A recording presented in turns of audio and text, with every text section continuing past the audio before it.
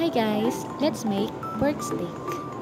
Hiwain natin yung onion at pigain ng kalamansi.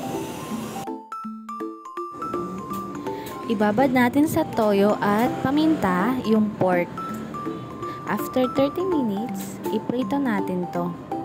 Lahat ng pork ipiprito po natin at isi-set aside. Maggisa tayo ng bawang, sibuyas, at ilagay na natin yung pork.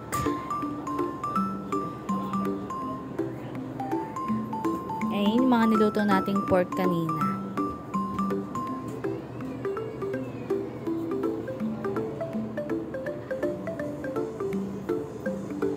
Yung pinagbabaran kanina ng baboy, ihalo natin.